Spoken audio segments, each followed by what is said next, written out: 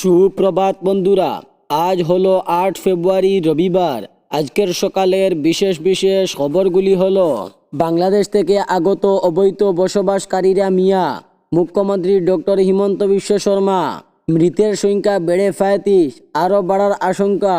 সংখ্যার জোর নয়, নেতৃত্বের দৃঢ়তায় গ্রাম বদলের চাবিকাঠি। রঞ্জিত দাস। মেঘালয় খনি দুর্ঘটনায় সম্বন্ধিত বহু সংস্থার উদ্ধার অভিযান। উচ্চ সতর্কতায় কাছাড় জেলা প্রশাসন। নির্বাচনের প্রাক্কালে গড়জাড়া দিয়ে উঠছে করিমগঞ্জ জেলা কংগ্রেস। মহিলাদের উন্নতি সরকারের অন্যতম লক্ষ্য, মুখ্যমন্ত্রী ডক্টর হিমন্ত বিশ্ব শর্মা। পাতারকান্দিতে শুরু হতে চলেছে উচ্ছেদ অভিযান। প্রশাসনের নোটিশ পেয়ে আতঙ্কিত অনেকেই। শিক্ষার্থীদের সঙ্গে পরীক্ষা পে চর্চা। 2026-এর নবম সংস্করণে অংশগ্রহণ রাজ্যপাল আচার্যের। শ্রীভূমিতে নতুন এএসপি ত্রিনয়ন ভূঁইয়া। তাহলে বিস্তারিত খবরে যাওয়ার আগে এখনই চ্যানেলটি সাবস্ক্রাইব করুন এবং পাশে থাকা বেল আইকনটি বাজিয়ে রাখুন, যাহাতে সমস্ত খবরগুলি সবার আগে আপনার কাছে পৌঁছাতে পারে। এখন শুনুন আজকের খবরগুলির বিস্তারিত। প্রথম খবর, বাংলাদেশ থেকে আগত অবৈধ বসবাসকারীরাই মিয়া, মুখ্যমন্ত্রী হিমন্ত বিশ্ব শর্মা। এটা বিজেপি বনাম কংগ্রেসের বিতর্ক নয়, এটা অসমিয়াদের অস্তিত্ব, ভূমি এবং পরিচয়ের প্রশ্ন। দেরগাঁওয়ে একটি কর্মসূচি শেষে সাংবাদিকদের মুখোমুখি হয়ে এই ভাষাতেই নিজের অবস্থান স্পষ্ট করলেন অসমের মুখ্যমন্ত্রী হিমন্ত বিশ্ব শর্মা। অবৈধ অনুপ্রবেশ ও জনসংখ্যা ভিত্তিক পরিবর্তন ঘিরে রাজ্য চলতে থাকা উত্তপ্ত বিতর্কে তার এই মন্তব্য ফের একবার রাজনৈতিক তাপমাত্রা বাড়িয়ে দিল। মুখ্যমন্ত্রী এদিন প্রথমেই পরিষ্কার করে দেন, মিয়া শব্দ ব্যবহারের অর্থ নিয়ে বিভ্রান্তি অবকাশ নেই। তার কথায় মিয়া বলতে আমি কখনো স্থানীয় মুসলিম জনগোষ্ঠীর কথা বলছি না, আমি বলছি বাংলাদেশ থেকে এসে অসমে অবৈধভাবে বসবাসকারী মানুষদের কথা। এই প্রসঙ্গে তিনি দাবি করেন, একসময় এই ধরনের বসত মূলত বরপেটা ও ধুবড়ী জেলার মধ্যেই সীমাবদ্ধ ছিল, কিন্তু সময়ের সঙ্গে সঙ্গে সেই বসতি ছড়িয়ে পড়েছে উজান অসমের দুলিয়াজান, মর্গেটা মতো এলাকাতেই। মুখ্যমন্ত্রীর মতে এই বিস্তার কেবল ভূগোলিক নয়, এর সঙ্গে জড়িয়ে রয়েছে অসমের জনসংখ্যার ভারসাম্য কাঠামোর গভীর পরিবর্তন। মৃতের সংখ্যা বেড়ে ৩৫, আরও বাড়ার আশঙ্কা। মেঘালয় ইস্ট জয়ন্তীর শিলস জেলার ক্লেব্রিয়েটর সংলগ্ন ট্যাংস বস্তির অবৈধ কয়লা খননে ভয়াবহ দুর্ঘটনা নিহতের সংখ্যা বেড়ে দাঁড়িয়েছে অন্তত ৩৫ জন। আহতের সংখ্যা অনেক বাড়ছে, তবে রাজ্য সরকার এখনও সরকারিভাবে হতাহতদের পূর্ণাঙ্গ তালিকা প্রকাশ করেনি। উদ্ধার কাজ চললেও আর কাউকে জীবিত উদ্ধার সম্ভব না বলেই মনে করছেন উদ্ধারকারীরা। আগুন জ্বলছে বৃহস্পতিবার ওই দুর্ঘটনায় প্রায় ৩০০ ফুট নিম্নত কয়লা খনির নিচে। করিডোর পদ্ধতির কয়লা উত্তোলন সময় সূত্রের খবর, পাহাড় ফাটানোর জন্য ব্লাস্টিং ব্যবহার করতে গিয়ে প্রথমে বিস্ফোরণ ঘটে, পরে 3টি কয়লা খাদানে একযুগ আগুন ছড়িয়ে পড়ে। সেই সময় খাদানুর ভেতর শতাধিক শ্রমিক কাজ করেছিলেন বলে স্থানীয় সূত্র খবরে। বিস্ফোরণ ও অগ্নিকাণ্ডের ফলে গর্ত থেকে বেরিয়ে আসতে পারেননি অধিকাংশ শ্রমিক।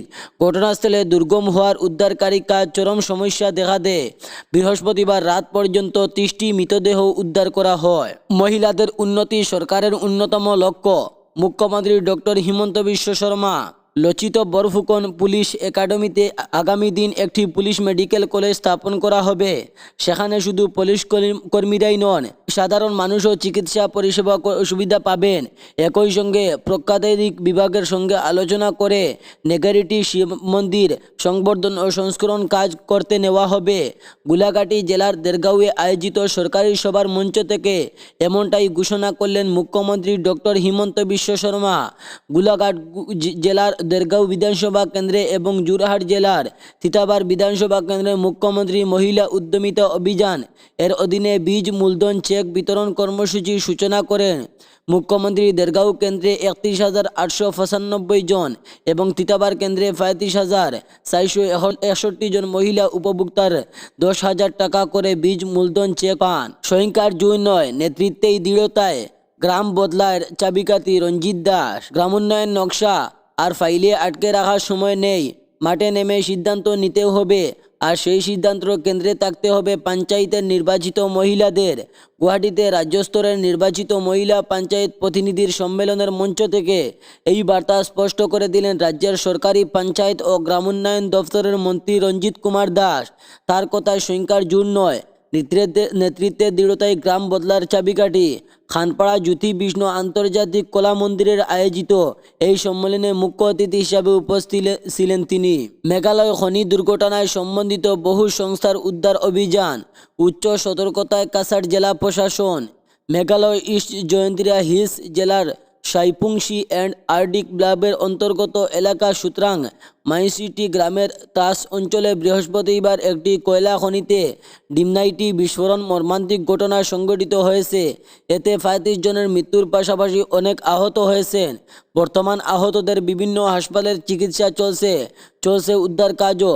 বৃহস্পতিবার ঘটনার পরই প্রশাসনের পক্ষ থেকে জরুরি সাড়া দেওয়া হয় এবং 6 ফেব্রুয়ারি সকাল 9:55 অনুষ্ঠিত হয় অনুসন্ধান। নির্বাচনের পক্ষলে গা জাড়া দিয়ে উঠছে করিমগঞ্জ কংগ্রেস এখনও আছে শতবর্ষের পুরানো এই দল মানুষের মধ্যেই বেঁচে থাকবে।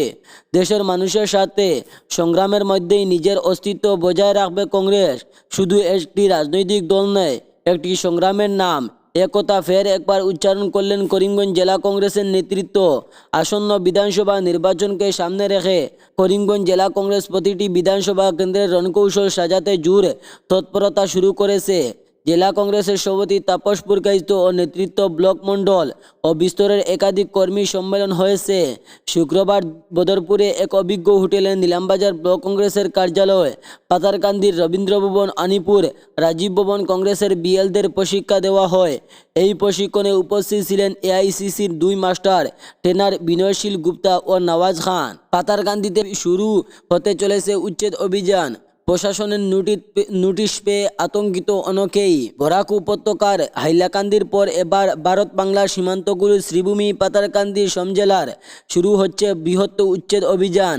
রাজ্যে হিমন্ত বিশ্ব শর্মার নেতৃত্বাধীন এই সরকারের এমন সিদ্ধান্তের বৃহত্তর পাতারকান্দির সমষ্টির বিভিন্ন এলাকার জনগণের মধ্যে নতুন করে আতঙ্ক ছড়িয়ে পড়েছে।